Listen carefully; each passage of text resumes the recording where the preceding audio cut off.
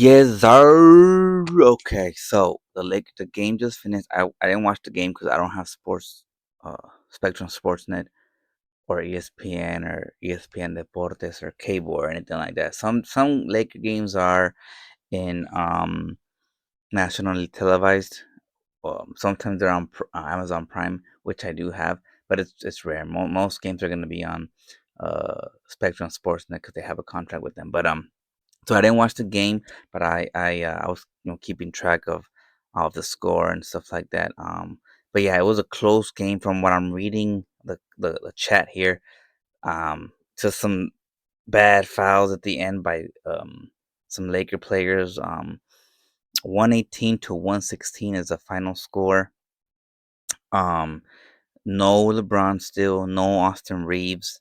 Uh, but 118 and 116, this puts the Lakers at 7-2 for the season, which I said 7-2 is pretty incredible. Considering no LeBron James at all. And every other game you're missing somebody. Either last game no Luka, this game no Austin Reaves. So 7-2 for a team that is not full or complete. That's pretty incredible. Now it's early. It's early, so we still got a long season, but it's a great start. This is a great start of, um, for the Lakers to start the season. Let's see.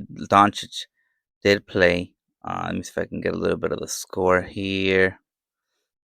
Um, Box score here to see the stats and see how they did.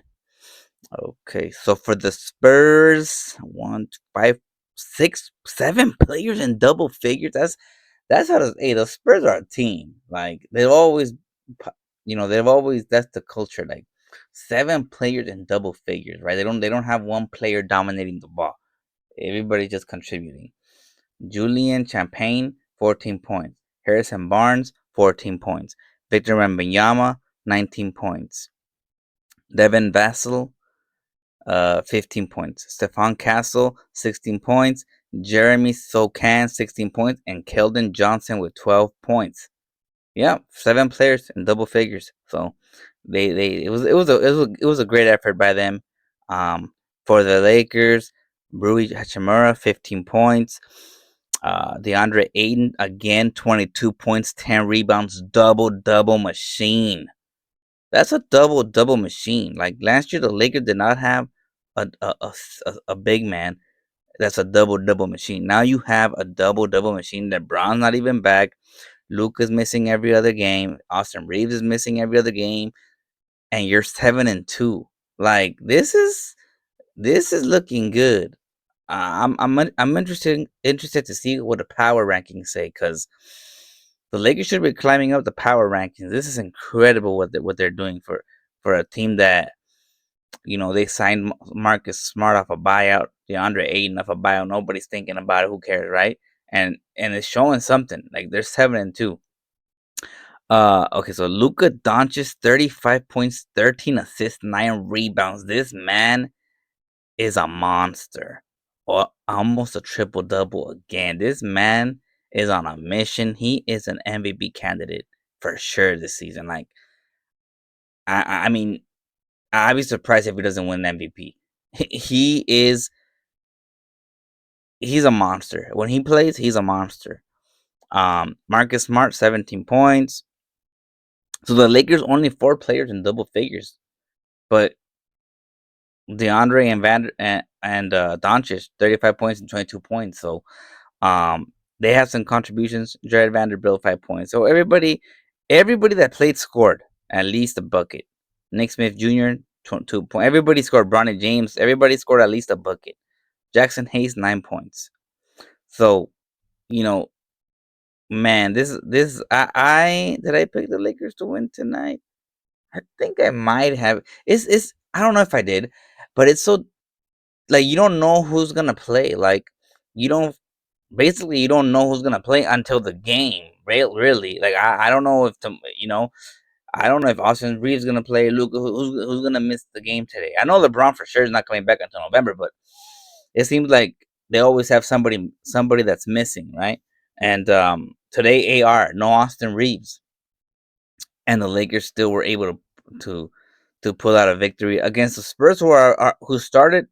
They were 5-1 coming in, so they're 5-1. They got Victor Wembanyama, 7'5", who's is I think it's his second year or third year. I think it's his second year, right? Yeah, it's his second. No, it's his third year. I think. Yeah, this is his third year in the league, and yeah, so he's improved. He's an improved player. He's 7'5", and the Lakers were able to come out with a victory here, shorthanded. Um, no LeBron, no Austin Reaves. So, but they had Vando, they had Marcus Smart, Larabia was there. So, I mean, great win, great win. They were at home, so I think I might have picked them because they're at home. Like I said, I think I read in the morning that Luka was gonna play, so that kind of made me say, okay, yeah, they should win this game. If Luka plays, you should win uh, a game against the Spurs. I mean, I guess like if it's against OKC or you know the top teams, then maybe you'll lose even with Luka.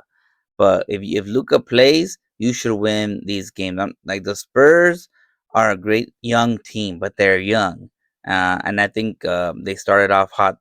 They started off the season hot, but we'll see if they can keep going with it. I mean, Victor Wembanyama is a game changer. So as long as they have him healthy, they're gonna be up there. Because he changes the game so much defensively, offensively. He's tough. Defensively, he can alter shots, change block shots. So I mean, the Spurs are gonna be fun to watch. They're a young team, so I don't expect them to make any noise in the playoffs. They're a young team. Um, but it was a good win for the Lakers. The Lakers taking care of business here at home. Uh, moved to 7-2, and hopefully they could keep it going. Let's see. I see the team stats. I just want to see how they shot from three. Yeah, so the Lakers didn't shoot well from 3 pointers, 32%. The Spurs 39%. So to not shoot to not shoot well from three and still win the game is a good thing. I mean, you barely won. I think really at the end, probably the Spurs, like I said, they're a young team, probably the inexperienced. Really, they had the opportunity to win the game, but I just think they're a young team and they just didn't know how to uh, uh, checkmate in the end game, which is fine. They're a young team, so I mean, the Lakers escaped. The Lakers escaped, but we'll take it. Um, Rebounds 38 and 38. Blocks only one for the Spurs, surprisingly, because Victor was averaging is I think he's averaging 4 or 5 blocks a game. So for them to only have one block, I know JJ Redick talked to the boys like when you go if you go inside, you gotta look out for him. He is a shot blocker. You gotta look out for him, and I think that served him. The Lakers were aware of that, and that's why the Spurs were only able to get one block. And I think Victor's the only shot blocker really that they have. I don't think they have any other big man. Kelly Olynyk is not really a shot blocker, so yeah, I think Victor. If you get past him or if you are watching him, you'll be okay. The Lakers had 5 blocks, and that's Aiden and Jackson Hayes. Steals 7 for the Spurs, 8 for the Lakers. So points in the paint again. The Lakers win that 44-38. So the Lakers paint in this season points in the paint for the Lakers. It's been great. So they Luca is getting the ball in there. They're playing inside and they are playing outside. Their offense is smooth with Luca there and Austin Reaves there. They're both of those guys. And then when LeBron comes back, another guy, IQ. So their offense is gonna be cool. They just gotta get their defense together. But yeah, so a great win. Let's see when is the next game for the Lakers here. Okay, so not until Saturday, so they're gonna get some much needed rest off Thursday, off Friday, and they don't play until Saturday against the Atlanta Hawks, and it's gonna be in Atlanta. And like I said, I don't know who to pick. It's in Atlanta, but Atlanta Hawks are not really that good. Hey, but shout out to my cousins though. My cousins over there in Georgia. Hey, hopefully the Hawks have a good game. Hopefully it's a great game for both teams. It is in Atlanta though, but the Hawks aren't that good. but it is in Atlanta. They have home court, and we don't know who's gonna play for the Lakers because the Lakers are always like, oh, Austin Reaves didn't play today. Maybe Luka won't play. Now I think they all should play because they're getting 2 days off. They're getting tomorrow, Thursday off, and they're getting Friday off. So they're gonna be rested. So everybody should be available on Saturday. I'm surprised even Jackson Hayes played because I think he was questionable in the injury report this morning. So I expected him not to play, but he did play. So we'll see. We'll see who they have. We'll see who they have. But hopefully the Lakers get another win and move to 8-2. It's gonna be tough though on the road in Atlanta. Let's see how the Hawks are doing. They're in the Eastern Conference, and the Hawks are 4-4. So far, 4 wins, 4 losses. So they're not terrible. They're not terrible. They got Trey Young. He's always gonna come out to play. He's always gonna be a problem. But the Lakers should be able to contain him. He's a little bit undersized, and especially you can pick on him on defense. So hopefully the Lakers are able to come up with a plan in the next 2 days, um, to get a win up there in Atlanta. So hopefully we'll see. But it's a good win. They're 7-2 now. Hopefully they can make it 8-2 on Saturday. Until next time, take care of yourselves and each other. Lakers forever.